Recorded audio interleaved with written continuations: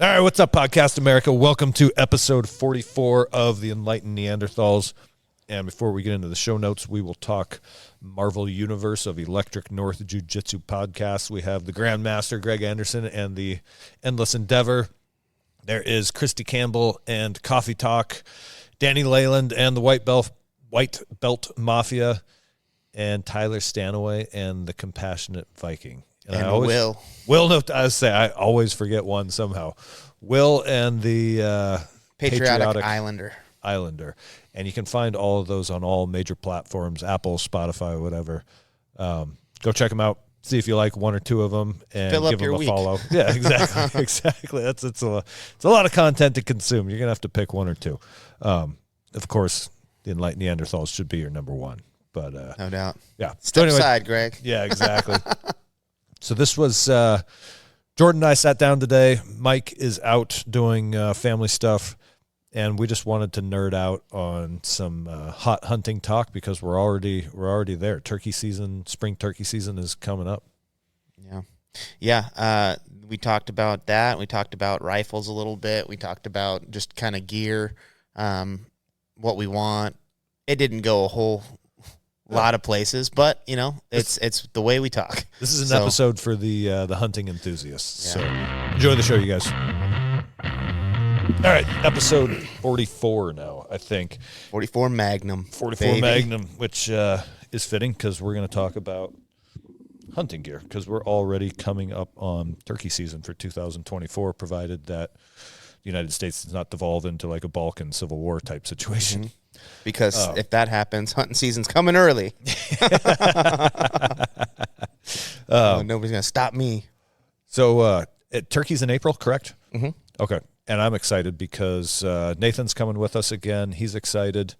And I bought a new shotgun, which is always fun. I bought that Mossberg 500 specifically made for turkey hunting. So, in my opinion, everybody should have one of two shotguns.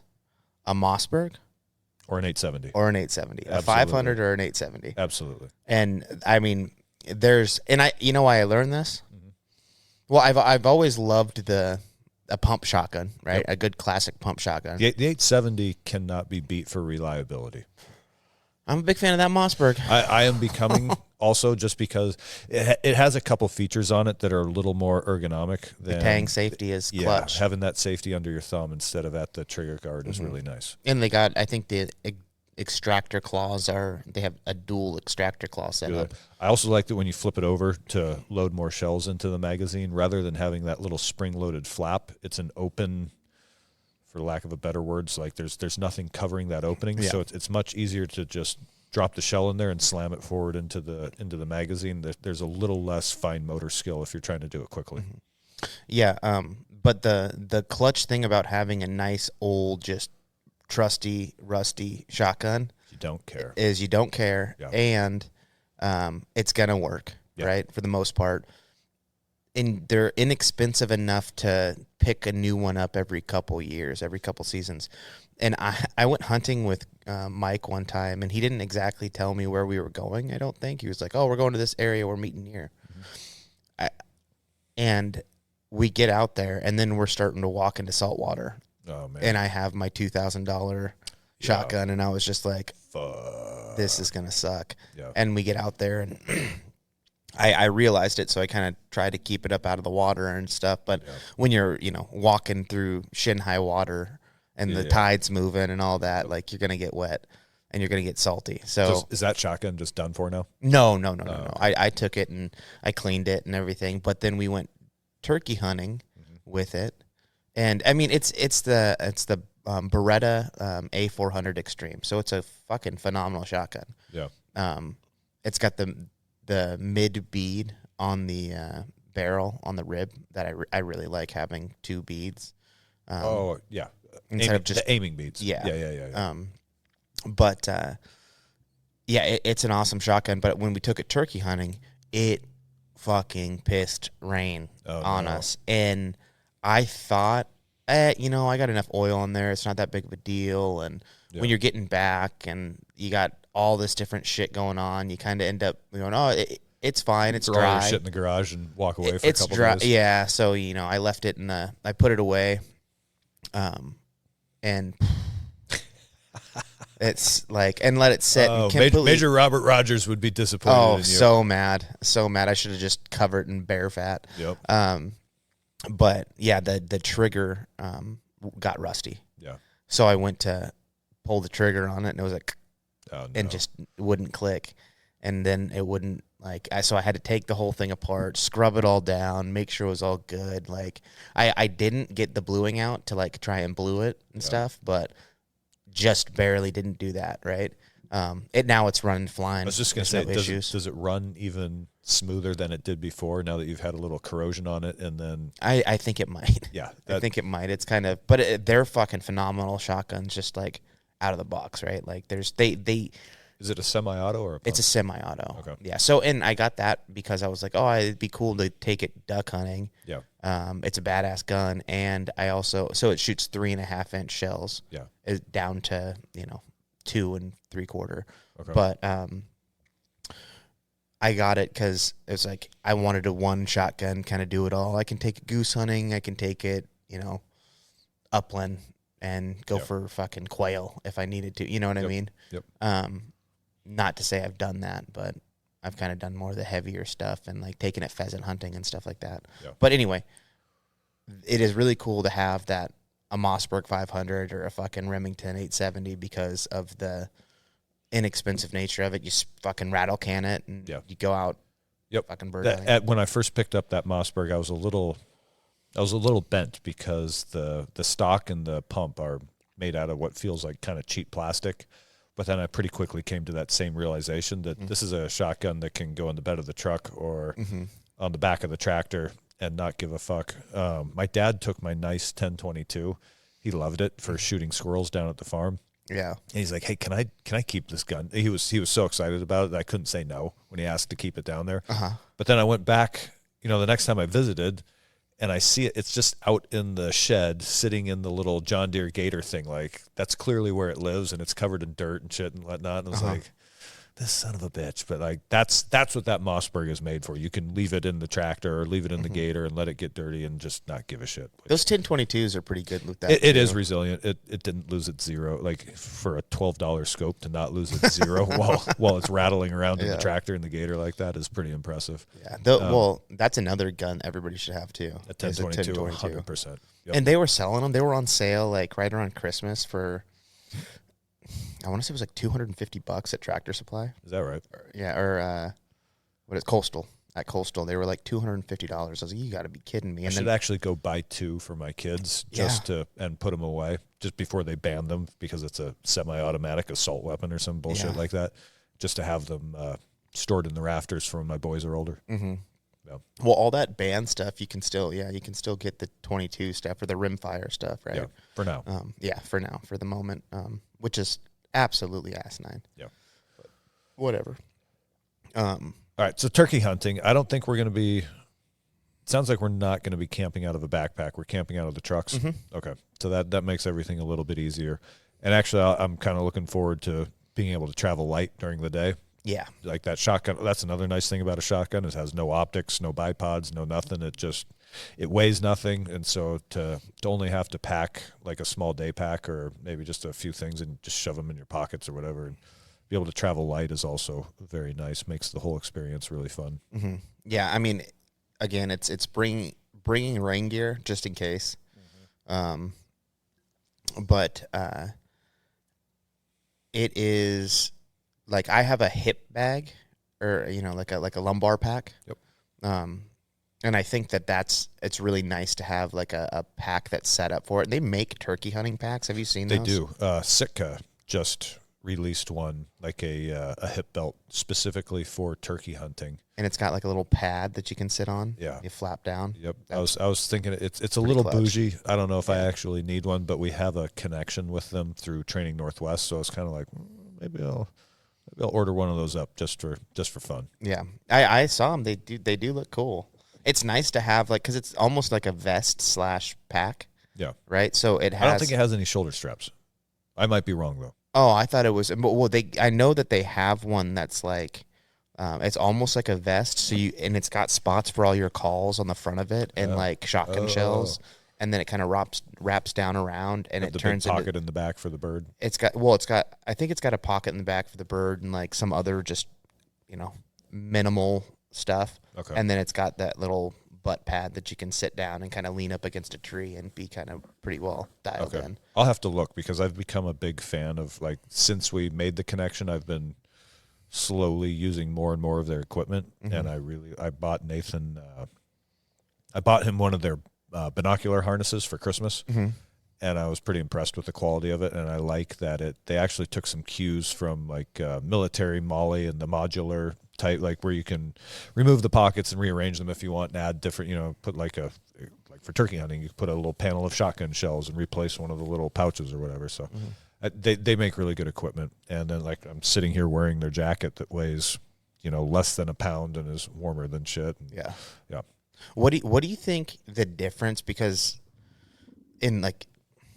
what do you think the difference between hunting gear and military, like, tactical gear is? The hunting gear is much better. I can't say that now, because, when I was on active duty, at the end of the Clinton era when military budgets had been slashed dramatically.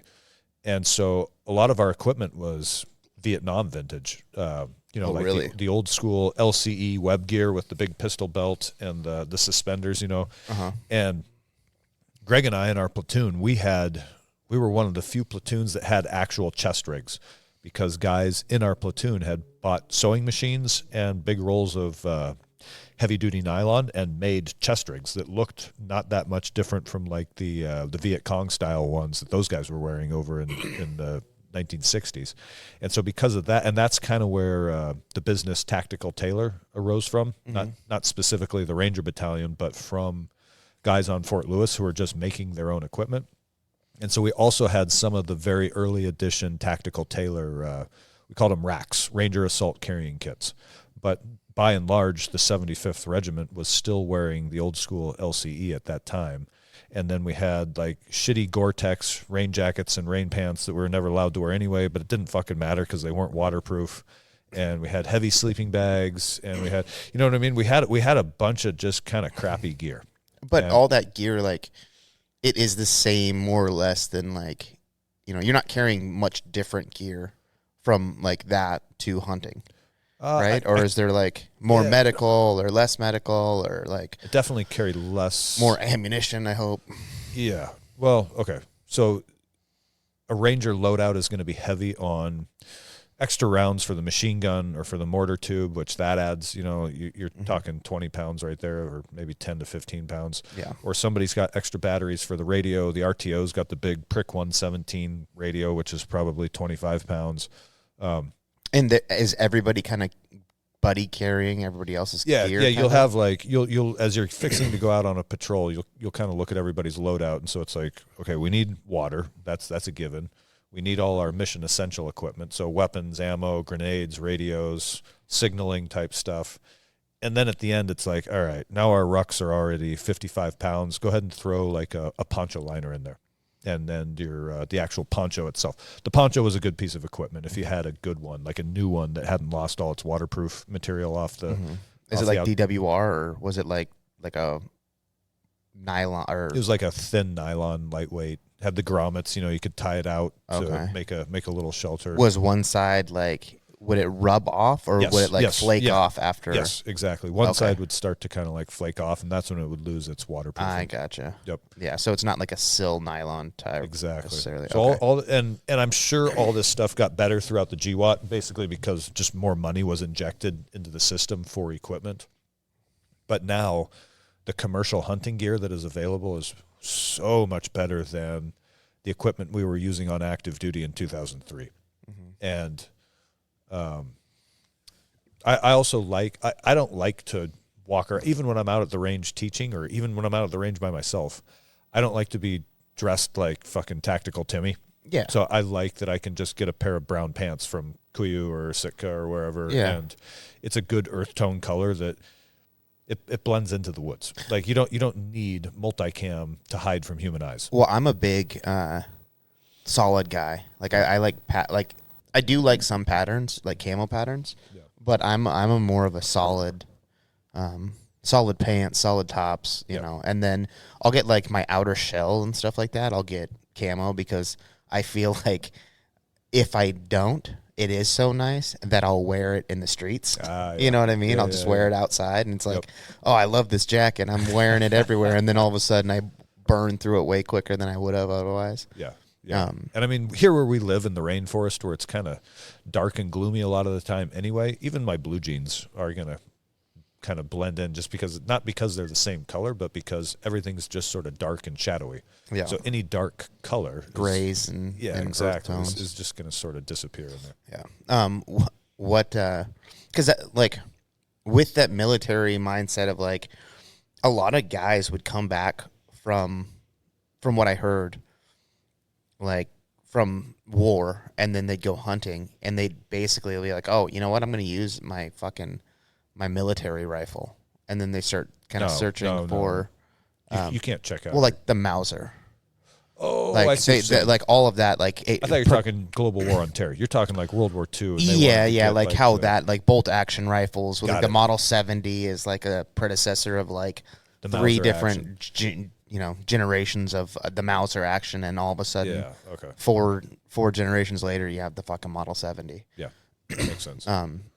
And a lot of guys are starting to use like AR-10s to go hunting. Are they really? Yeah. Oh yeah. Holy shit. Yeah, I see. Like, we got a buddy Tyler. He fucking uses his. Does he? He uses a AR-10 in 308, and that's why I was like kind of debating. Was like, do I want to do an AR-10 in 308 or 6.5 Creedmoor? I want to get a featherweight deer rifle, and I'm fine with a bolt gun. Well, so that's what I want is a bolt gun, and that's where we're going with this, because I was looking at bolt guns, and it's like they have like mountain guns, right? That are like 6.5 pounds, 7 pounds, and like, but what do you want, right? Do you want a short action? Do you want a long action? Do you want a... This is the debate I've been having over and over again, because I really like the ballistics of the 270 cartridge, but it's a long action. And I also don't want like a 24-inch barrel just because it's unwieldy. I don't know why I give a fuck when I'm out in the mountains. Who cares? Mm-hmm. But there's just some little thing that sticks in my brain that says I want to keep the barrel length to like 22 or 20 inches. Okay, but what... So this is. I was trying to figure this out. Short action versus long action. Uh-huh. They say a short action is more accurate. Why is that? Because there's less flex in the chamber itself. Yes. Oh, I mean, and I could be fucking absolutely shooting out of left field, but in terms of like long distance shooters, I think that's kind of like. Is it pouring rain right now? It is fucking dumping rain right now. Yeah. Okay. Yep. It's the Super Bowl today as well. Why that matters, I don't know. I just thought about how shitty it'd be to play football outside right now. But I think the short action supposedly is more.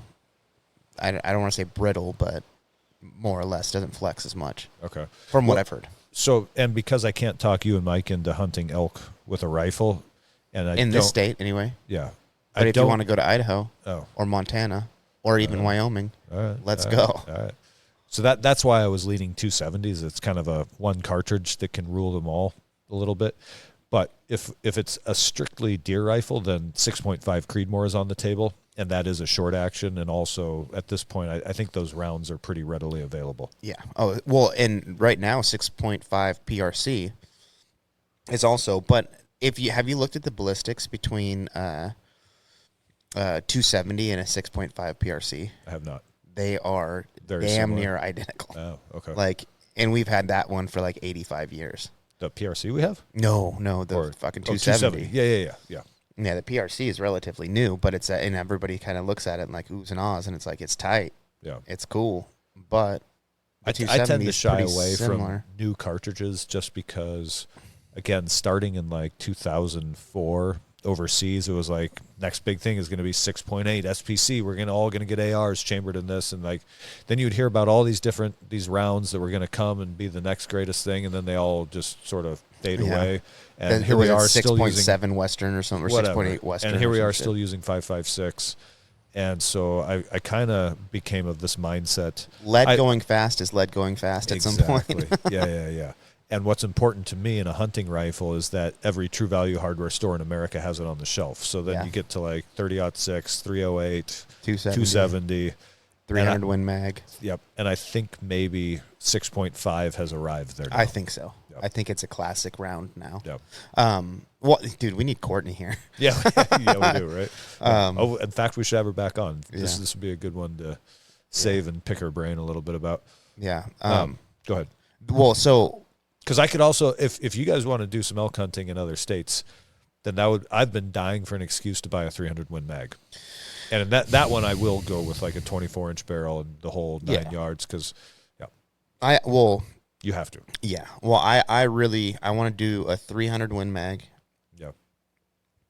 I want to do, I have a 270. Okay. But I'd really like to, and I have a 300 Win Mag, but I'd like to get like a 300 Win Mag that was like dialed for the 300 Win Mag, like a cannon. Is going to be like a spare no nicety. Yeah. In fact, I already have a scope that Vortex gave me to put on it. So really, I just need the rifle. I think, and I kind of want to do one of those chassis style when I do go get that round. I don't like those. I just can't get over the aesthetic. Well, there's like a happy medium, like Bagara. I know you're talking they have one that's like kind of halfway in between. It's kind of halfway, so you get the like a vertical thumb hole stock. No, it's not a thumb hole. Like it just the stock where your hand your grip goes. It kind of wraps down. The vertical grip is really nice. It wraps down a little more extreme, so you can get a good grip on it, like you're shooting distance. Okay. And then it's got the stock, the cheek well kind of. It'll rise up. Adjustable comb. Thank you. Yep. Adjustable comb. Yeah. So it's got That's what that. you meant to say. That's exactly what I meant to say. So that to me looks like it's pretty sweet. But then part of me, like Courtney, really got me interested in wanting to the chassis guns. Put a competition gun together and like go do a. Part of me does want to hand her a blank check and say like, just bring me back a rifle. Don't tell me what you write on the number box. Yeah, it'd be sweet. It would absolutely be cool. Because it would be fun to go out and do some of that target stuff. But 100%. It's also like that's an expensive sport to get into. Dude, the ammo alone. Forget the cost of the rifle. The cost of the ammo as you continue to shoot, year after year after year is ridiculous. Yeah. And it doesn't get any cheaper really when you hand load. It just gets better. Yeah. Like it's like, it's not, you're just getting a higher quality product because you're doing it yourself. If you're able to do it well. Yeah.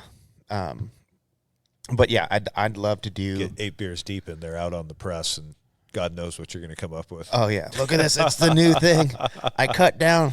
I loaded these a little hot, boys. Hold on. I have a buddy that did that with some 4570. Yeah. Okay. And I was like, well, I don't know if I want to pull the trigger on this, dude. Yeah. That I would be a little nervous. Or he's like got a squib round in there. And it's like. Yeah. Speaking of hot rounds, I put some, because I bought that turkey shotgun, I bought some like nitro turkey shotgun shells. Holy shit, those things. Oh, really? Oh my God. So you take it out to the range and. Yeah. So we went out. I had some what they call club ammo, which is for shooting trap, which is very, very much not hot shells. And so we were shooting at clay pigeons with the club ammo, and it barely registers as a recoil. Yeah. And I was like, I want to run a few of these expensive turkey rounds I want to see the pattern they make at 40 yards or whatever. And those things about take your shoulder off. Yeah, that's awesome. We should do that. We should, we should do that and make a little video or start doing like stuff like that. Yeah, get a couple of blank targets and just do like 30, 40, 50, 60 yards or even all the way out to 80 just to see what kind of pattern we're getting. Because that's actually something I want to know before we head out into the woods in April. We definitely need to. Yep. And it would be fun to go out and I got an electric clay, or I should say my father has an electric clay pigeon. Does he? Clay thrower, yeah. So does Mike. Yeah. And then, there's 2 of them, so that'd be 3. Oh, shit. We go out there and just have them all set up in different spots, and one of them One of them goes like this, like back and forth. One and across, one vertical. Well, and then it's got a wobbler on it. Oh, so nice. all of a sudden it does this, and it'll boom, boom, and Awesome. shoot them up low or high, or that'd be fun. Sounds fun. Anywho, what do you think? Going back to my whole thought on this, what do you think as far as guns go, you need for, like, everybody needs this gun for this particular task when it comes to hunting? Because I'm thinking like the Mossberg. Yeah, a 12. I would say a reliable 12 gauge shotgun. So first thing that comes to my mind is an 870, and then the Mossberg 500 immediately after that. So there's, and I got those flipped in my head. Either way, in my head. I'm not going to argue that one. You know what I mean? Like, no. The only reason I say the 870 is what comes to me first is because that's what I had. I bought my. I think when I was in 8th grade, I bought a 870 20 gauge, which is the shotgun Nathan will be bringing. That's April. awesome. And then all of our breacher shotguns in the Ranger regiment were cut down 870s. Illegal as fuck. But so I just know from experience that they work no matter what. Mm-hmm. And I haven't had this Mossberg out in the field. But the Mossberg 500 is the model that was used in World War I as a trench shotgun. So there's a lot of history of reliability to that model as well. Mm-hmm. 12 gauge. How about 22? Everybody needs a 1022. If you don't have a 1022, you're not an American. Fuck you. You're not an American citizen. That is, for all you fucking immigrants trying to get your green cards, get a goddamn 1022. That's a requirement. Well, you know how much fun I've had with that? Unbelievable. Did I send you pictures of that little you did pistol version we were shooting yesterday? Like, I think that's called the Charger 22. Yeah. Holy shit, that was fun. With that bipod weighed maybe half a pound and clipped onto the little bezel there at the front of the stock. Yeah, I was wondering that looked rad. And then we put a Vortex red dot on it.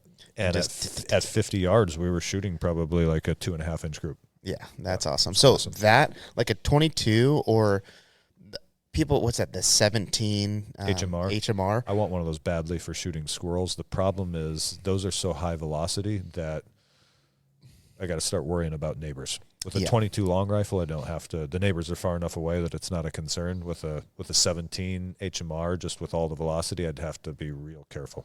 Yeah, that's a sweet little gun though. Yeah. Have you watched the videos of the guys hunting rats? It's blow them up. It's pretty awesome. Like, guys will do night vision with rats, they'll shoot 22s at them or HMRs. Yeah. So like a nice little rimfire gun, because I've gone in. I don't know if I'm incriminating myself with the things I've shot with the 22. Yeah. But I think that's absolute. You need one. Yep. And I think you should have a 22 pistol too, like a little Ruger Mark II. Again, they're just fun, and also again out hunting deer or whatever. If you see a grouse, there's some fresh meat at dinner time. Yeah. Yeah. That's pretty freaking awesome. Yeah. That with that suppressor. Yeah. Man. Yep. And I have my granddad's old high standard 22 pistol, which is absolutely amazing. Yeah. I got a hard on for 22s. Yep. There's something special about them. It's all I ever wanted to do from like 6th grade until, well, about now. Shoot 22s. Just keep going. Yep. I went on a hunt and realized the difference. After you go 22, you're doing all that. Oh, sorry. Hey, one little shameless plug for the Vortex optics I sell is Vortex just came out with a new 1 through 6, like a budget 1 through 6. I think they call it the Venom, but it retails for $300. That's going on my 1022. Oh, really? Yes. Is it the same size as, or is it a little bit more compact? I think the shell looks just like the Strike Eagle I have on my AR. Oh, okay. I haven't taken it out of the box yet, but it is. Is there a difference between the two, or what do you know? It's a second focal plane. It's a little lesser quality. It's just slightly less quality than the Strike Eagle. Okay. And it is the second focal plane. There are advantages and disadvantages to it. But I just think it'll be fun to have a 1 power on my 1022, and then up to 6 is plenty enough for drilling squirrels at 70 yards or whatever. Yeah. We need to go down to the farm. I know, dude. And we need to prioritize that this October. Yeah, that'll be fun. That's where like having some night vision would be so fun. Yeah, and I'm always it's like every couple months I'll take a look at night vision, and then I see the price tag and move on. Yeah, it's tough. I did that this morning. Did you? Night vision is for dentists and active duty. Yeah. But yeah, so you go the 1022, a shotgun 1022. Then we get into rifles, and I went on that hunting trip to Wyoming, and really got to see the difference in damage from one caliber to another, as well as how many your grains of bullet, right? Yeah. Like how big your bullet is, makes a big difference when you're shooting any one particular animal. So like we were on a Wyoming antelope hunt, and I was shooting a 270 with 135 grain bullets. So fast and flat. Fast, flat. It was, and I'm sure there's other, obviously the what the bullets, how the bullet's shaped, all the different things, right? But I was shooting like some relatively inexpensive, with these like soft hunting tips meant to expand. Yep. And I was hitting these antelope, and it was like perfect. I was getting into them, dropping them. It was perfect. A couple of them didn't even, or actually all of them didn't exit. Oh, really? None of them exited. Interesting. They would hit and just boom, drop. Okay. And I shot one, and I couldn't find the hole. It hadn't started bleeding yet, and the thing dropped. It was like 250 yards away, and it just must have splintered and pierced the heart or something. Oh yeah, everything right into the heart. Yeah, it was an awesome shot. I was so happy with it. Yeah. And my dad had 30-06 with like 180 grains, 185 grain. Yeah, and he was blowing those things apart. And it was like, this is too much, right? Like he shot one, and I like quartered the damn thing. Like it was like, what the hell? Yeah. He hit one in the shoulder, and it put a baseball like sized hole out the backside of it, and it was just like, oh my God, there's a difference. Yeah, completely. Yeah. So if you ever go on one of those hunts, like when we go at some point, having a smaller round. Yeah. Well, hang on. I have to pee so bad. It's only been 30 minutes, but then let's get into I think big game rifles, and then the difference in bullet grains and how you can make, like a 30-06 work for you with different, there is some versatility in the ammo you choose. Oh, absolutely. Even if you have just the one caliber in your cabinet. Yeah. Why? Right, we'll be right back. All right, we're back. And we were going to talk about big game rifles and specifically different cartridge loads, which because we've talked about just sort of firearms. It's good to have a 22 rifle, a 12-gauge shotgun, a 22 pistol, and then I think you should have one versatile big game rifle, which could be a 308, a 270, a 30-06.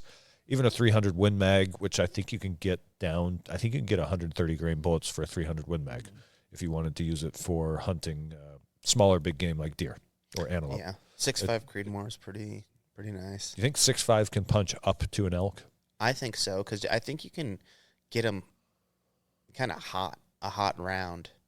Okay. And I mean, I don't have any personal knowledge or experience in it, but. Anecdotal evidence, but I'm sure there's a myriad of YouTube videos you can see guys drop and fucking, But again, one of the things I like about, like I have a 308 or a 30-06 would be on my list, is that any hardware store in America, you can go in and you can probably find two different bullet grain weights, whether you're shooting at heavy game like an elk or lighter game like deer and antelope. But you can sort of tailor the cartridge load to the animal you're hunting. Mm-hmm. And then obviously you got a zero for that bullet grain weight. Well, that was another experience we had because we got out to Wyoming and I told my dad, I was like, you got to have like 130 grain ammo, as low as we can find for that 30-06. Yeah. So that's what happened. And he put like 4 or 5 over the top of a antelope. And was like, what the hell is going on? And I was like, well, what's that sighted in for? Did you sight it in?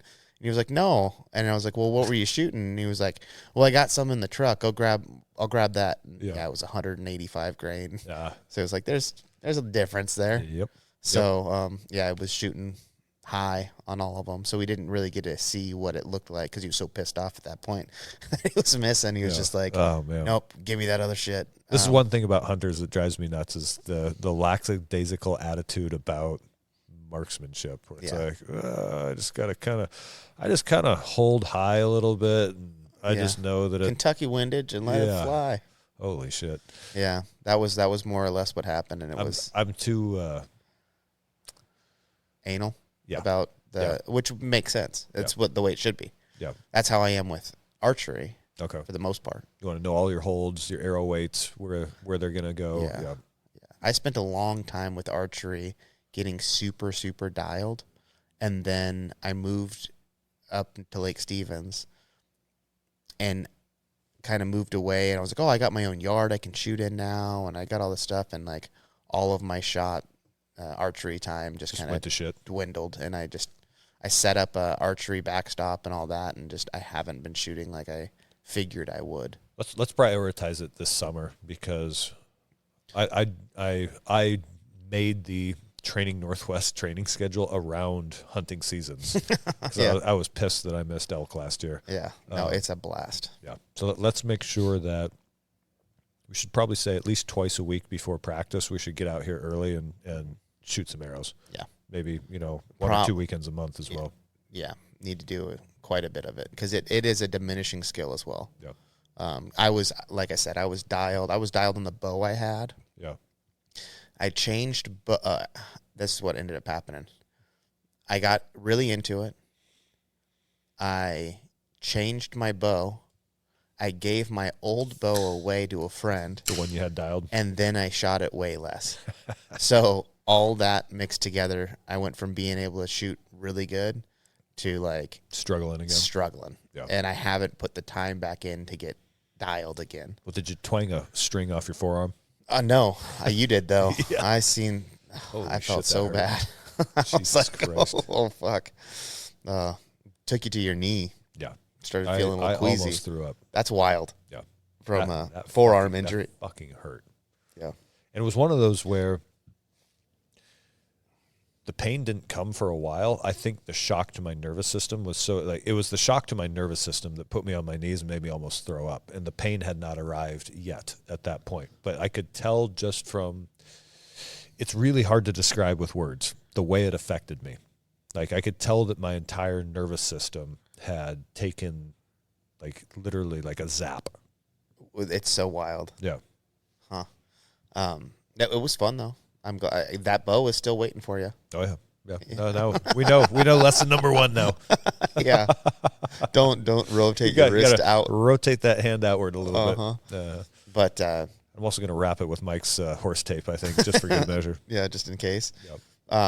But okay, so the rifle stuff, I think a 270 is a really, really good all-around rifle. I agree. The ballistics are really good on that. Yeah, so I think that's a solid way to go if you're going to just do one rifle for everything. Yep. But when you do start kind of breaking it down and going, okay, I want a short action, smaller rifle, and I want a big, because there's certainly a difference between a 270 and a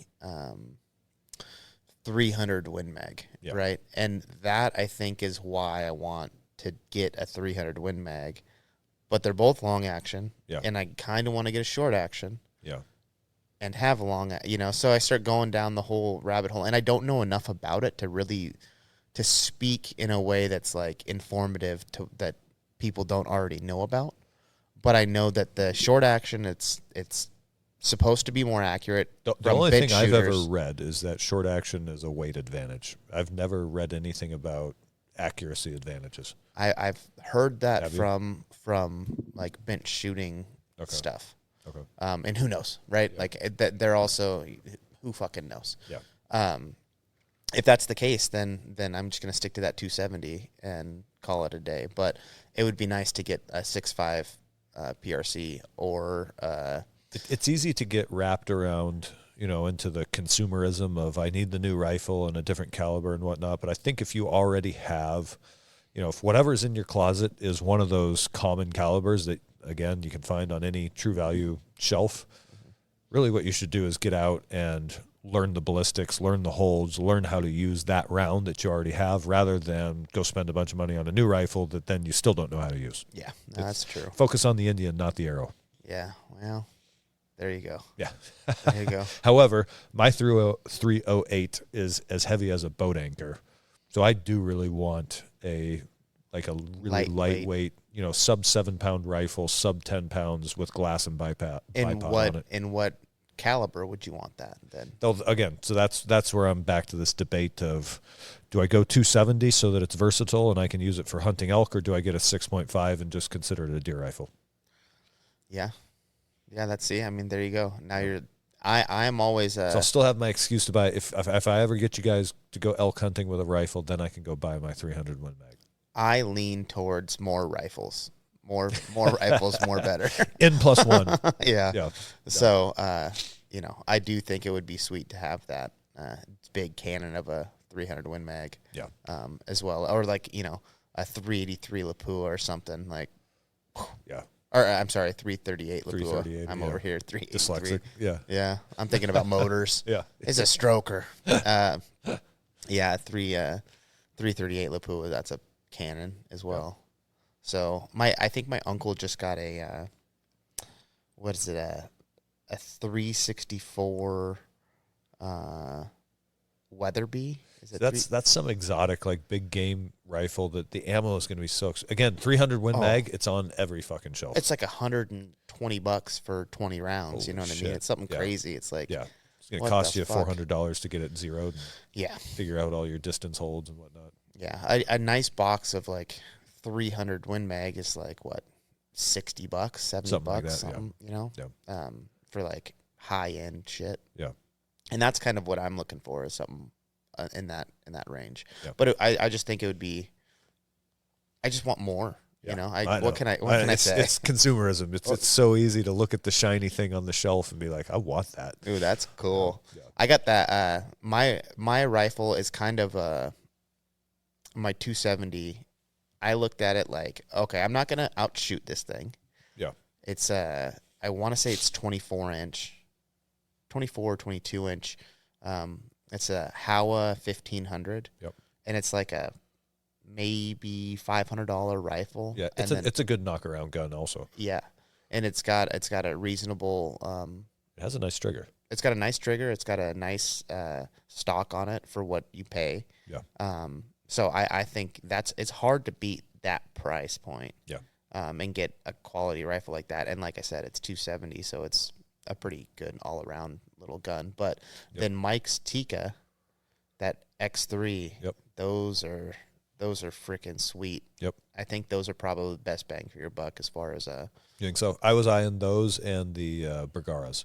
I like the Bergara a lot. Yep. And also, just because I like Browning, because there's a lot of history there, the Browning X-Bolt or X-Bolt. That's the one. Yeah, those are sweet as well. Yeah. There's a bunch. I mean, then you got I think Kimber came out with a mountain light gun it's or something. It's going to be too expensive. If it says Kimber on the side of it, it's going to be expensive. Yeah, I think it was $1,500 or something. That's not terrible. But then Fierce has one that's a mountain light rifle that's pretty gnarly. When I was close to pulling the trigger, it was going to be the Bergara. Mm-hmm. And I was just going to go with a standard stock, and I think you can get a carbon barrel on those for around $1,200. Mm-hmm. But that was $1,200 felt like a lot to spend on a rifle that I'm going to carry into the mountains for five days a year. I won't beat the shit out of it, but it's going to be in my hands literally 5 days a year. And it was kind of like, what the fuck am I doing? Yeah. I just need to make it work with the rifle I have. Yeah. The Indian, not the arrow. Yep. But boy, is that arrow nice to have. Yeah.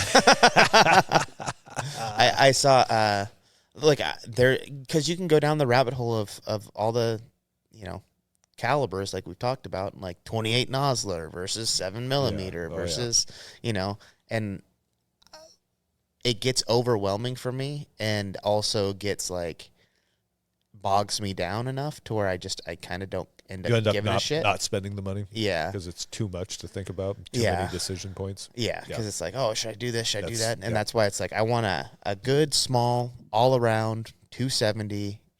Yeah, it's long action. Yeah. I don't understand the extra couple inches and, less than a quarter pound. Fuck you. Like, versus I want that, and I want a 300 Win Mag. Yeah. I have both of them. The 300 Win Mag, then I'm like, man, it'd be really cool to get one of those cool chassis rifles and get, that's where the consumerism starts coming in. Because I'm like, I got to do all this stuff to that 300 Win Mag to get, I don't have a scope on it right now. I got to do this. I got to do that. Yeah. The next thing I know, I'm looking at proof barrels, putting stuff on $1,000 barrels. That I don't need, We'll see. Yep. We'll see. I think that those two would be sweet. And then after all that, it's fun to start looking at sidearms. Oh, I bought a Glock 10mm. Yeah. Just because now I want to run into a grizzly bear or a cougar. Bring it on. Get some of those. I'm going to get some of those tungsten rounds. Yeah. Those are gnarly, man. Yep. They got some hot shooting 10mm rounds. Yep. But then there's also some that say they're really hot shooting. I don't listen. So I've had one customer come out to a class with the 10mm, and when everybody else is shooting the steel targets, and it's like ping, ping, ping, ping, ping with their 9mm, you can feel the concussion of that 10mm going off. Wham, wham, and when it hits the steel plate like swings, clang, clang, clang, clang, back and forth, and it's like, holy shit, that thing is hitting with some power. How many rounds do you think he shot of it? They have. If we didn't live in a communist state, you can get 15-round magazines. No, I'm saying how many rounds did he shoot that day? You go through just under 200 rounds in one of my courses. And he just went for it with the 10mm. Oh yeah, down there fucking blasting away. Did he have a holster and everything for it, like an outside the weight? Oh, that's fucking rad. It kind of makes me wonder, like, if you can, because you can get high capacity magazines, why doesn't units like the Ranger Regiment or Delta use a 10mm? Because it seems like it would be a lot more effective than a 9. And it doesn't feel. It's a big fucking gun. It is significantly bigger in your hand than like a Glock 17. But recoil management wise, it doesn't. I haven't even put any rounds through it yet. Oh, really? No, because I couldn't. You can't find rounds on the shelf for it. You got to order them. Yeah. Well, we should go in. I need to order them. We should go in on a box of bulk ammo of that. Oh, okay. And then just. Do you have one too? Yeah. Oh, yeah. Oh, good. Okay. Yeah, we had the exact same. And I have some old armor plates that Andy gave me, Police Chief Andy. Yeah. And I've been saving them for the right moment. That's the right moment. Tungsten bear rounds are the right moment to get out and shoot these plates. I don't have tungsten or anything like that, but I have some bear rounds for it. So we should absolutely. We should go out and give that a little go. 100%. That would be fun. There's I think they're 180 grain or 200 grain. With a shitload of powder. Well, they have that, and then they have the cast hardened fucking skull. I'll get online this week and penetrators. Order like a smorgasbord of 10mm. Yeah, bear stopper rounds. But it would be fun to do that, and also just because that's another like thing that gets overlooked is we spend this time training with our pistols and pistol holsters on our, and going through, okay, this is where this is coming from. Do you think it would be any different to have a chest holster and not spend the time training with that? Because, no. I put that on. Here's why, is when I was working for the agency in Iraq, I used to wear my Glock 17 in a magazine pouch on my vest. Okay. And it's just like going from your outside the waistband holster on your hip at 3 o'clock to your inside the waistband holster is a slight modification in how you move your hands. It's the same thing. Just drawing my pistol from my magazine pouch, it was a little bit higher up on my chest or up on my torso, but the draw motion overall is still the same. and all you're really doing is you're getting your hands to that ready gun position where the pistol's pointed forward, and then you're driving forward into a sight picture and breaking your shots. What's your plan for holster then? I don't know. I've been going back and forth on those Kenai chest holsters, or just like I have a one leather of those if you pancake holster. Play with it. My only thought was that I don't want to wear my bino harness. It didn't look uncomfortable, but again, talking about my assault or my body armor and shit that I used to wear in Iraq, is I didn't like it when my gear started to grow outward, because the armor itself was already, an inch and a quarter thick or so, and then you have single stack magazines, and so now already this gear is adding quite a bit of like dimensional space to you as you're trying to move around, either like in a vehicle or in tight spaces inside a building. And same thing with like taking a bino harness and putting it over the top of the Kenai chest holster. It looked fine when you're up walking around, but if you decide you want to lay down on your belly or something, then all of a sudden you have all this extra, like all your gear has moved out away from your body, and you have all this extra dimension to you that you have to kind of deal with. Yeah. Well, I got the Kenai to see what it would feel like, and I don't know that I love it. Yeah. But I think you can adjust it in a couple different ways to where you can pull it out the top or out, I mean. Well, and one of the reasons I like that sick bino harness is because it is modular and has molly on it. So one of the things I want to kind of take a peek at, I'll probably buy one for myself, is can I rig a holster onto the bino harness? Yeah. But would that be pushing it out, or would you do it underneath? No, I would do it off to the right side. Oh, part of me just wants to make my own fucking bino harness so that I can put all the things I want on it. Yeah, I agree. I think that would be a worthwhile project. Yep. There's a company called Razzle, I think maybe, and they have holsters that go underneath your bino harness, but now you're running out of real estate underneath, which is where your belt's going to clip. Yeah. So it's like, how far low does it go, and all that other. You kind of start. And the other thing is just get a, like my big pack, my Mystery Ranch, my big hauler pack. It has molly loops on the hip belt, so I could put a holster on there, and then just get a leather Galco, good old fashioned pancake holster for my belt. That when I'm not wearing you just pull it out, pull it off the backpack belt loops, and put it into my leather holster when I'm not wearing the pack. Interesting. Yeah, which again is something we used to do in Iraq. Is I'd have that pancake holster on my belt, gun in my body armor while we're actually out actively doing whatever, and then get back to base. Pistol comes out of the body armor, slides into the pancake holster on my belt. Yeah, well, I guess you just have to have a retention style holster at that. Those leather Galco holsters have good retention, even though there's no thumb break or anything. Really? Yeah. And then the one I would put on the molly loops on the hip belt. I'd probably do some kind of Safari Land, just like we use on our Batman belts. That's what I mean. Yeah, having something like that, because it makes me nervous. Going, okay, I'm going to walk through the woods, and that's why I haven't gotten any holster for that yet. Because I've only carried it on my chest, and if it falls out, I'll know. You know what I mean? Having that, that's why I like it kind of right there. Yep. But like you said, putting a whole my bino harness over the top of that does push it out a little bit. And I can't remember if I've used it yet or not. The pistol or the? No, I've used the pistol quite a bit. But I'm talking about using that holster under. I haven't gone on a hunt, I don't think, with it yet. You did when we went deer hunting. Did I? Yeah. Oh, okay. So I was looking at it. I was like, oh, it doesn't look uncomfortable. Yeah, it wasn't terribly. I guess that tells you right there. I don't remember it being overly uncomfortable. There you go. So, yeah. Yeah, you would remember. You would be like, fuck that thing if it had been. Yeah, rough. there wasn't anything that was like really, but it did push it out slightly. I do remember that now. Okay. But not enough to where I was like, eh. But I do remember like passing some hikers, and I had the pistol sitting on my chest, and it felt awkward for like, okay, hopefully these people don't think I'm a piece of shit. But fuck 'em. Yeah, at the same time, that's around the woods. Yeah, exactly. That's one thing I loved about being up in Alaska last summer is everywhere we went, everybody had either a Glock 10 millimeter or some kind of 357 revolver in a chest holster while they're out walking their dog. Yeah, just well, I mean, fuck, you ran up, snuck up on a moose on accident, right? Yep. You walk around a corner and all of a sudden there's a fucking... Yeah, some grizzly decides they want to eat your fucking Pomeranian as a little appetizer. Morsel. Yeah. Yeah, that's a freaky fucking predicament you could end up in real quick up where there's real wilderness. Yeah, which then reminds me of shooting Jake's featherweight 357 out at the range last year. That fucking sucked. And how much that hurt. Yeah. So that thing was really cool in that you could carry that on your hip and kind of forget about it, which, out in the mountains, ounces make pounds and pounds matter.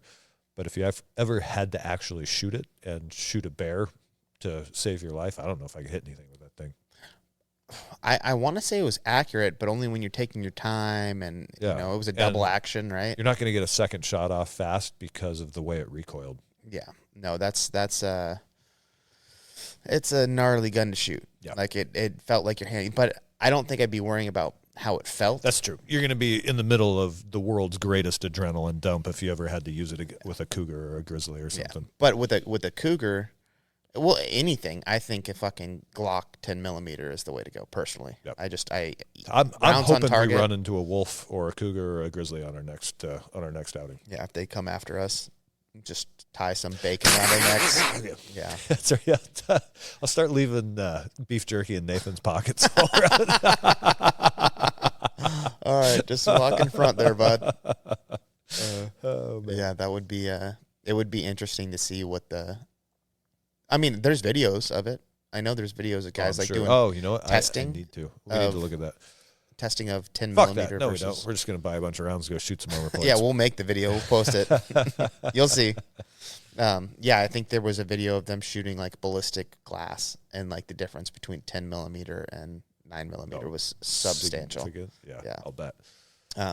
So you got your rifle, you got your 10-22 or your 22 stuff. You got all that because I don't understand the bear spray versus a pistol. I don't understand if I'm gonna pepper. The bear spray must be effective. Maybe. Because I mean, otherwise we'd hear about hikers who'd been eaten after spraying a bear with bear spray. And I see a lot of hunters carrying bear spray. Yeah, but I also don't see a lot of hunters necessarily shooting their pistols either. That's true. Solid point. I think when you train with a pistol, I don't train with bear spray. I train with a pistol. Yeah. Yeah. So I'm gonna rely on what I know and what I've trained for, which is a pistol. Yeah, that's a good point. And that's something that never gets equated to the whole conversation of, you're gonna use a rifle or you're gonna use a pistol, good luck, like the chances of you doing that. It's like, well, what are the chances of you going out and training as much as I have with a pistol? Yeah. Probably not high. Yeah. That is a solid point. Yeah, I don't know. I would say, honestly, I don't have a problem with people carrying bear spray. But no, neither do I. If you're not training with a pistol, bear spray probably is your best option. Yeah. Well, and I know that like in some places in Alaska or just places you can't take bear spray on a fucking plane, right? So then you're stuck with a pistol. But that's why I was wondering what your thoughts were on like using the kenai as a training tool. You just dry fired a little bit. It's not going to be much different. Yeah. Yep. But that's where I don't necessarily get the. I also don't think you need to have like a fast ass draw on a bear. They're not. They kind of posture a little bit before they charge. Same with cougars. You hope. Like you're gonna have time to get the gun out and get a sight. A cougar scares me more than fucking anything. Yes, because they want to get you from behind. Yeah. We got to start wearing shields like those tribesmen in Africa that have eyeballs painted on them so that they don't try to ambush us. Yeah. Well, I've heard of people like putting sunglasses on backwards. Oh, backwards. Really? And using that as like a thing. And like I have that as much as I complain about that pack that goes up high. Yeah. I'm always thinking like protects your neck. Yeah. That's what I always think when I'm justifying this fucking pack that's like getting caught on everything. It's like, well, at least I could turtle up under it a little bit if a fucking cougar came at me, pounced on my back, I'd have a little protection for a second. before I got my knife out and So gutted it. you're not going to try to pull guard and drag the arm? Yeah.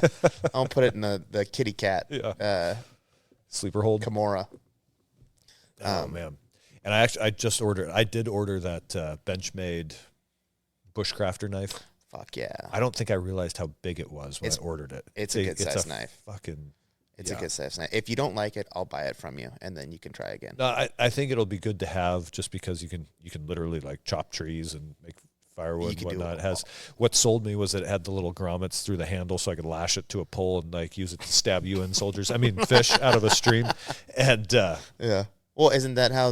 What was that one movie where the guy falls down and kills the bear that's attacking him? Oh God, Edge. Yeah, I know it's Anthony Hopkins. Yeah, that was a good movie. That was a good movie. Just watch that. Yeah, I'm looking at in all the I read a ton of reviews, and a lot of people were saying that they had used it to skin and break down deer. So I thought, okay, maybe it is. I was wanting something with a little bit shorter blade, so you can get your index finger further up on it as you start peeling the skin away. It's nice to have that shorter, thicker blade as you're just sort of working through there, but I think it's going to work fine. And I still have that Havalon one with the replaceable blades that you whittled your stick with. Yeah, sorry about that, bro. I have a nice Havalon lock blade that was sharp as fuck. And then here I go. We used it to skin the lamb on New Year's Eve. And then I turned around at one point, and Jordan's over there just like stripping bark off a fucking lodgepole with it. I was like, dude. I was like, oh, shit. Sorry, bro. Because I didn't have a pocket knife. That's all good. I left all my pocket knives when I get in the moved car. into my new place. One of the things I need to do is find a knife. I don't know where my sharpening stone went. I'll sharpen it. You bring it to me. I'll fucking sharpen that motherfucker. All right. Yeah, sorry about that, dude. Oh, yeah. I remember sitting there, and I'm like, man, this thing really sharp. It's fucking cutting the shit out of this. Yeah. I was like, dude, this thing. And he looks over, and he's like, yeah, man, I was hoping to use that on an animal. And I was just like, oh, no. My bad, dude. Because I'm thinking, it's wood, no big deal. It's it's not going to chip it or ding it or anything like that. And then all of a sudden, we just got to sharpen it. And then it was just like, oh yeah, fuck. Good going, Jordan. It's like use the tool you got, and it's Tobin's. Yeah. Somebody else's knife. Yeah, exactly. Because I think the only thing better than a sharp knife is somebody else's sharp knife. Yeah, exactly. Well, I mean, that's what fucking I handed Mike my knife the other day.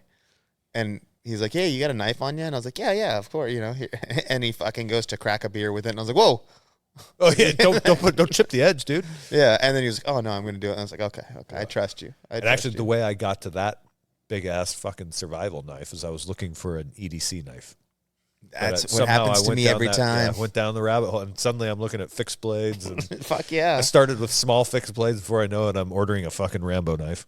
No, that knife, the Bushcrafter, is it looks nice. Yeah, it looks cool. But the steel on it, I think, is CPM 3V or... That sounds right. I know, again, reading reviews, a couple guys said they had broken down multiple animals without sharpening it. So it's going to hold... And plus, just the fact that it's meant for, like, chopping trees and whatnot, making tents, bushcraft. Yeah. It's called the Bushcrafter for a reason. Yeah. So I think it's going to hold an edge for a long time. Yeah, that's a nice knife. It's got a saber grind, so it's, like... it's 30-degree, whatever you call it, bezel or bevel.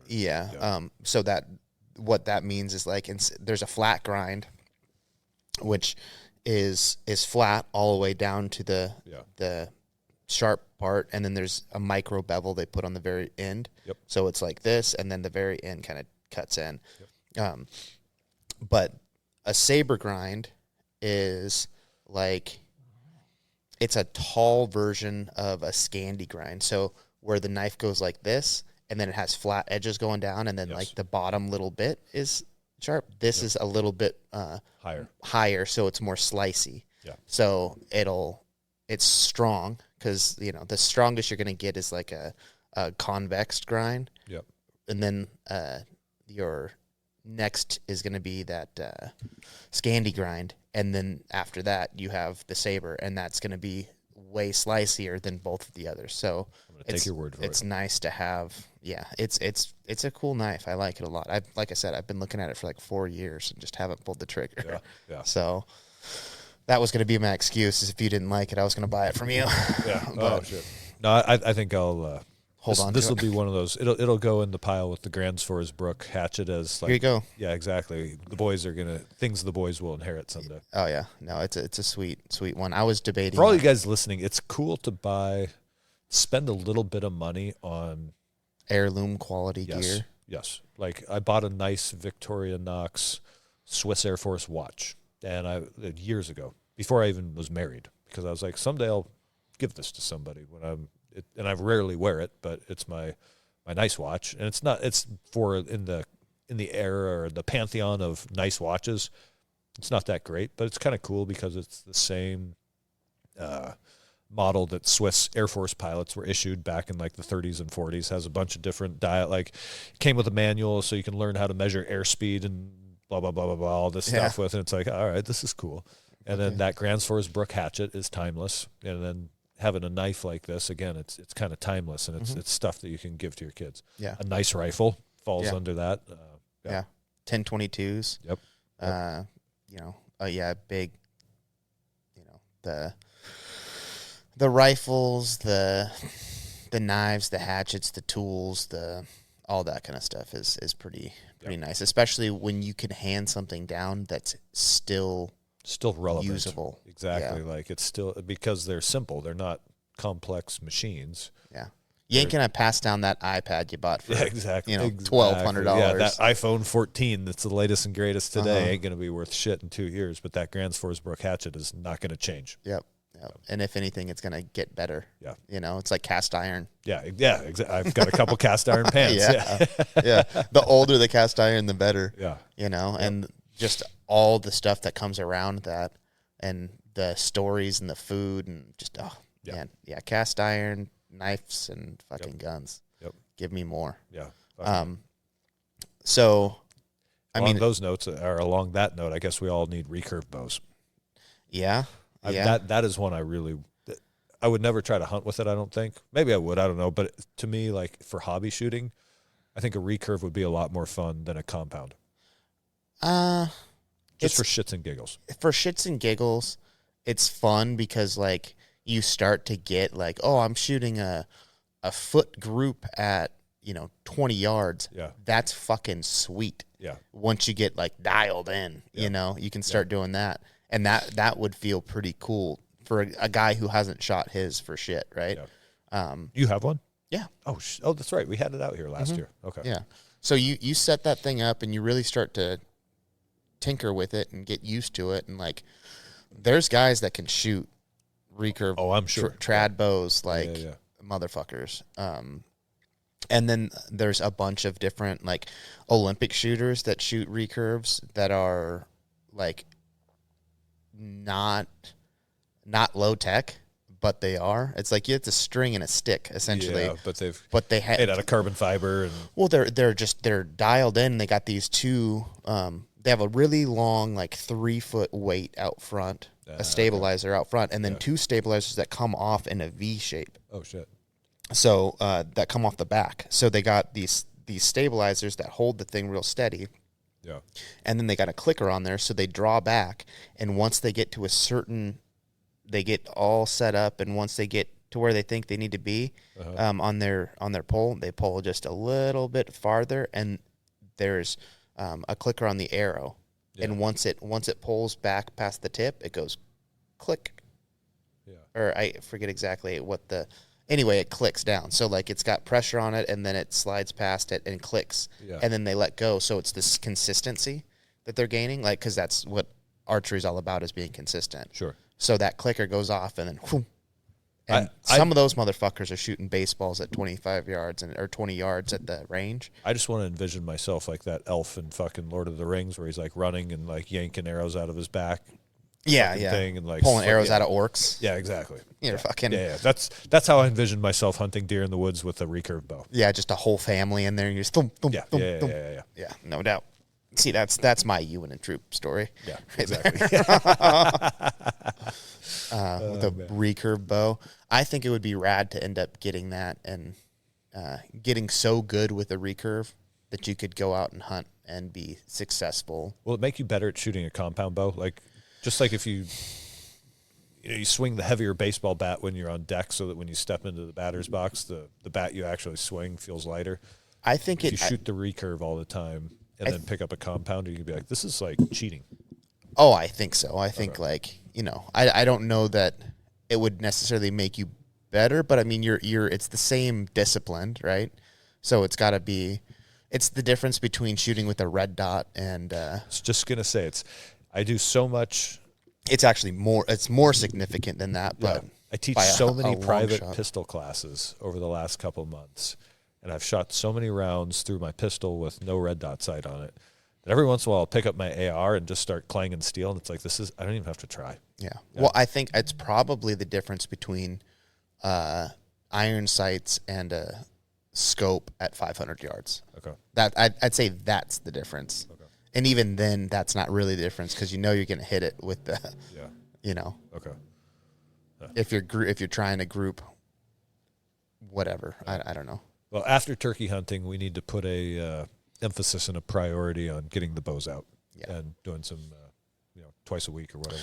Yeah, I think the archery this year, but our plan is not going to be disclosed on the podcast, but unless we already have, in which case go back and listen. Yeah, we have not. Okay. But Mike's told us about this hunt in Montana, and that sounds like a hoot to me, is going out and doing is it depredation at that point, or like herd thinning, or probably herd thinning. I'm not exactly sure why you'd be allowed to do it, but basically you get 10 tags. Oh, for elk? No, for deer. Oh. So it's a doe and fawn hunt, and you go and get 10 doe and fawns. Yeah, I shoot a fawn. I do. Ugh. I do. Don't. don't. No, I'm doing it. I mean, if you stay here, all right. But it's I want to go to Wyoming for the antelope hunt. You ride horses for like 10, 20 miles in the backcountry, and then shoot, and they're all over the place. And they're wild, and they're not afraid of humans. Yeah, you drop these things. Drop these little curious, cute little critters. Yeah. Big doughy eyes looking at you. They literally call it doughy eyes for a reason. Yeah. That would be that is high on the bucket list for me, because just going out doing what's that tag cost? Is it crazy expensive? No, I think it's super cheap. I think it's like, I don't know, maybe $20 a tag or something. Oh, no shit. Something. Yeah. Most out-of-state licenses are. Well, I'm sure there's like an out-of-state license you have to get, and then the tags on top of the license, I think but I don't think it's going to be like crazy expensive, because if it's a hunt like that, it's because they want it done. True. Okay. But I need to look onto it more and find out. But it looks like it sounded, the way Mike said it sounded awesome. But has Mike gone, or has he only heard stories? He's only heard stories, so it's conflicting. But I think he's seen pictures. We got to find out more. Right. Yeah. The Wyoming stuff is a blast, and I think they're kind of trying to. I think Wyoming is making it a little harder. Are they? Now, I could be wrong, but that's a really fun deal. But you're also shooting small animals, right? You're getting a buck, and if you're lucky, you're getting a buck and 2 doe and fawns, or doe or fawns, right? So there's a tag where you can shoot anything, and then there's a tag where it's doe fawn yearling, they call it. Okay.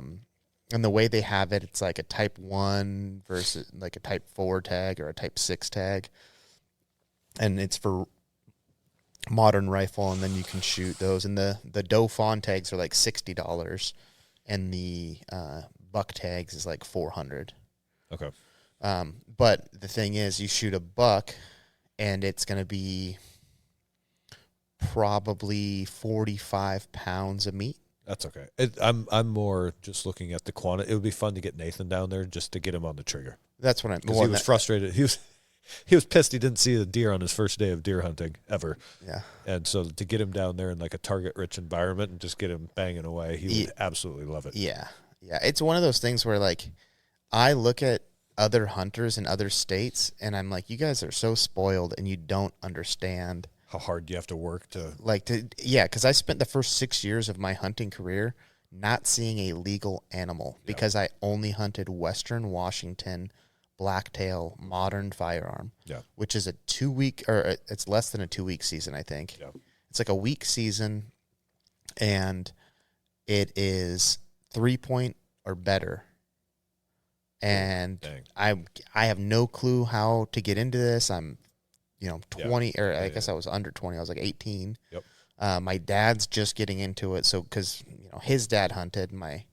They hunted when they were a little younger, but he was getting back into it, and the whole thing, like, it was just so hard to figure out how to do. Yeah. So, and it was just before Onyx, so then you're looking on maps and trying to figure out Google Earth, and like, well, there's a national forest here, but I don't know, like, can you hunt national forests? Can you hunt in a park? Like, is it private land? So we were so worried about that. Yeah.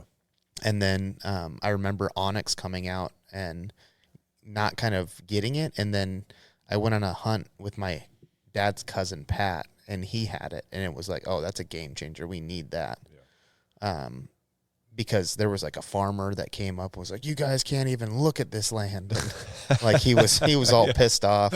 And then my cousin Pat was like, actually, motherfucker, like, it's 100 yards over there is where your property starts. Yeah. Like, and the guy's on like a walkie-talkie, like he's like, this is calling his buddies or whatever. Yeah, like he's talking Security to some patrol. Exactly. Yeah. It was like he was a Yellowstone fucking, I got fucking that guy wearing all black coming at me. Yeah. But yeah, he was kind of like doing that, and being able to pull that up on a map was a game changer. Be like, no, we're just fine, dude. You need to chill the fuck out. Yeah. But that makes a huge difference. Yeah, I wish that I would have gotten a hold of that a little earlier, but it was Onyx, and just like understanding that you need to, the time spent, so these other guys from other states, recon starts in the living room. Yeah. Looking at a map or looking at a satellite image. But then, like I said, though, you look at guys in Wyoming and they're looking at deer running around all over the fucking place. It's not much different in OMAC. Yeah. Yep. Well, I learned that a little later in life too, because it was like, let's go east of the mountains. Yeah. And it was like, oh, hey, look at this. Yep. I remember I wanted to go with my grandpa before he passed away, and he still hasn't, so plenty of time. But we went and went on a hunt with muzzleloaders. Yeah. And he was like, oh, I'm going to take you to a spot, and we fucking drive out, and all of a sudden we pull up, and there's like 30 doe and a buck. And I was just like, you have got to be kidding me. Like, we can shoot any one of these. Yeah. But I saw a buck. And after 6 years of not shooting it, or I guess it was at that point, it was probably about 6 years, because I ended up shooting a couple there. Yeah. I see this freaking, this buck, and I was like, I want that. And I gave up on the fawns, or the does rather. Yeah. So they're walking around like crazy. And I was within probably 20 yards of one. Yeah. And I was like, nah. Pass. Yeah, I'll pass on it. And I shouldn't have. That was when I learned. Yeah. Never pass on anything. Because the time I got a chance to finally shoot one, because I couldn't find the buck. Yeah.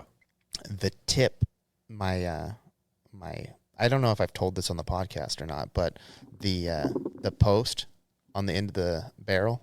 Yeah. Broke off. Oh, the front sight post. The front sight post broke off. Oh, shit. So it was just a little nub. And I was like, son of a bitch. Crap. And I worked my way down this hill. My dad's up top kind of glassing and watching the whole thing unfold. I worked my way down this hill and using contours and stuff. And then I posted up. I was probably 20 or 30 yards off this doe. Yeah. And I'm like, this is going to be awesome. It's snowing, right? Yeah, so it's just white everywhere. And there's this doe. And then I look and I'm like, oh my God, the front sight post is broken. And I was like, okay, well, just aim low and adjust for how high it was. Yeah. And a gun that's already inaccurate to begin with. A gun that's inaccurate to begin with, and a gun that I hadn't shot because I'm a hunter. No idea. Yeah, exactly. Yeah, why would you bother to do that? And it's a muzzle loader, right? Because it's like, we'll figure it out. No big deal, you know. I'm just fine. Yeah. And I shot low and just got that thing in the belly. Ooh. And it just It was 50 caliber ball. A 50 caliber. No, it was a sabot round, so it was a 50 caliber, but it was shaped. Yeah. And it gutted that thing. I felt so bad. Jesus. But it didn't die. Yeah. Its guts just kind of flopped out. Yeah. And I was like, oh, and then it kind of trots off. And I'm over there fucking trying to pack like I'm fucking, in the Patriot, trying to like ripping it off with your teeth. Yeah, just getting it in there. And so I'm trying to do that. And finally, and this was after having multiple shots that didn't go off. Oh. Yeah, this is after like just the day on? prior. Yeah. The guns weren't working. No shit. Yeah, because we were using like the pellets of powder. Okay. So like they're pre-measured pellets, and you drop those in. We were dropping 2 of those in, and then putting that cloth in, the bullet in on top of that. And so that's how we were. And again, not really knowing what the fuck we were doing, and probably doing something wrong, and putting the cap in, and and at that point it was open breech, so like the elements could get to it. Yep. Which wet. Since then has changed in Washington, where you're allowed to have closed breech, so it's completely encased. Okay. So anyway, that's changed, and a couple other things, I'm sure. But they didn't work, and both me and my dad were posted up, and we're like, we're gonna get 2 together. This is gonna be awesome. There's 3 standing in front of them. You go for the left one, I'll go for the center one. Ready? 1, 2, clap. And we were like, what the fuck? And my dad was like, oh, and he got all pissed off, and then the fucking deer kind of go trotting off, and it's just like, but anyway, so I got that one. I hit it. It runs across this little valley and kind of posts up, and I'm over there trying to reload this thing, and there's a little red in the snow, so it's like I know where it's going. So I start following it, and I'm like 50 yards behind this thing just walking because I'm following it. And it's walking off. It's not paying attention. It's just walking. Yeah. And then it beds down, and I walk up, and I'm like, again, I'm 20 yards behind it. It lays down. I aim. Boom, complete miss because I'm standing. Yeah. And like, again, trying to adjust for the hold. I held a little higher over the top of it. Something, I don't know. Thing gets up, starts running at this point. I'm like, son of a bitch. And it's running, so I start fucking following it. Yeah. Reloading and kind of chasing it. And I'm like, well, there's blood, and it's going to find it bedded down somewhere else. And at this point, like, there's these little valleys over in eastern Washington where it like kind of it looks flat, but then when you get up to it, it was like draws and drops down. And I'm following that, and then all of a sudden I see like the tracks in the blood go from like straight and pretty like consistent to like 10 foot to the left and 20 foot to the right, and like zigzagging. Yeah. And I was like, what the fuck?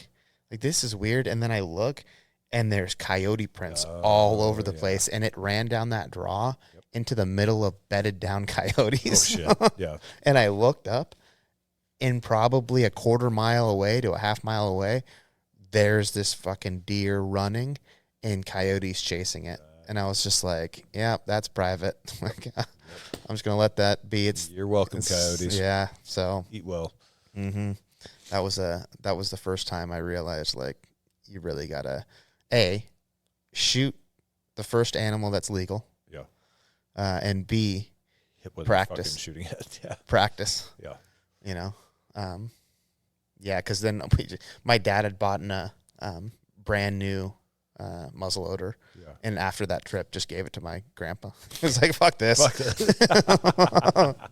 You keep this." Man. My dad had one of those for a long time, and I just remember him, like, every time he would shoot it, he'd have to bring it home and completely disassemble it and scrub it with like soap and water and shit. And it was like, it's not even fun. Such a good season, though. Is it? Oh, dude. Well, I mean, but you can take a bow during muzzleloader season, correct? Yeah. Okay. Yeah. The advantages of archery. Mm-hmm. Well, I remember looking, and this was probably 13 or 14 years ago. I was looking at the tags the tags bought in Washington and the amount of hunters versus success rate. Mm-hmm. And there was 135,000 modern tags that were bought for modern rifle. There were, I want to say, 30,000 archery tags, and there were 9,000 or 5,000? Something in under 10,000 muzzleloader for the whole state. Yeah. And the muzzleloader season is set up, I think, a little bit more like the archery. Okay. It's a little longer, I think, than modern. Yeah. And there's way less fucking people. Okay.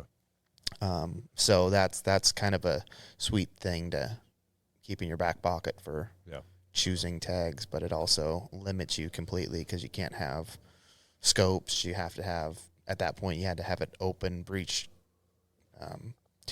so you can get it wet and fuck up your hole. No, I say take a bow. Yeah. I agree. Okay. So, but that's one thing to look at is setting that up.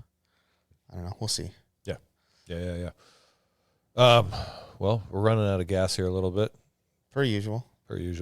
At the hour and a half mark, there's a lot of different things we could do with this hunting stuff. I'm pretty excited about. Yeah. No, this is going to be a good year, especially for me because it's really fun for me that Nathan's he's all in. Yeah. And well, it's fun for all of us to watch him. Okay. Oh, that was a blast. And he's I'm also mad. That's the only reason I drove for a night. Yeah. Was to go out and watch. I hope Nathan was able to get something. I drove across the goddamn state. And it's also fun because at 12 years old, he's unusually strong and has ridiculous endurance. So it's not like it's a drag to take him because he can hang. Well, and he wasn't really complaining about anything. He started to a little bit the first day, and I shut it down pretty quick. Uh-huh. And he realized that I'm out here with the men.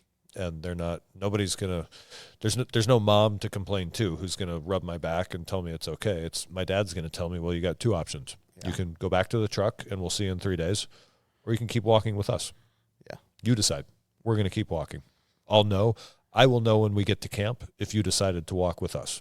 If I don't see you, I'll know you're back at the truck. Yeah. Right. Yeah, no, that's definitely some hatchet shit. Yeah. And you know what? He had a great fucking time after that. He stopped complaining and started having fun. Yeah. Well, you start to embrace the bullshit that is, Yep. And then that's kind of the fun part is when something sucks so bad to look back and be like, that was so fun, wasn't it? You'll talk about it for the rest of your life. Remember how fucking stupid that was? Yeah. I'm sure he's at middle school telling his buddies oh, no, I went hunting with Mike and Jordan and my dad, and it was 15 degrees outside when we woke up in the morning. There was ice on the inside of the tent, and it would fall on us, and we had to get outside and get the fire started and make our mountain mochas, and Mike was cooking steaks in the fire. You know what I mean? Yeah. It's all this. He is still, in fact, last night he was talking about the steaks Mike cooked in the fire. So he's competition. Yeah, I know, right? He brings out the best in me. You got to get in there and show him what's up. Yeah, that's fun. But all right, guys, we're going to wrap it up here. One quick note. If you're enjoying the show, please go to either Spotify or Apple or whatever you're listening to this on and leave us a review because that is what helps proliferate the show out to potential new listeners. Jordan, absolutely. You got anything else you want to follow us on Instagram. The Enlightened Neanderthals, and leave us some messages of some stuff you'd want to hear about, and if you have anything to say about hunting. Also, that there's the guy out in Maui. He's got a thing going. Dukes. Yeah, I'm trying to think of what is. I'd like to talk to him about figuring out some way to record with us. Does he come to Washington? Can we get him on the show? Yeah, he said he does here and there, but we'll figure out something. It'd be cool to have. Okay. Because he's a hunter. Or maybe we can go to Maui and no doubt. Hunt some deer. hogs and axis deer. That's my dream. Fucking rad. Yeah, maybe that's something that would be cool. That we could put in the works. I don't know. Oh yeah. But anyway, follow us. Leave us some comments and message me at what you'd want to hear us talk about. Yeah, we don't respond unless you send Jordan dick pics. That's not true. That's not true. I respond to them all. All right. Bye, everyone.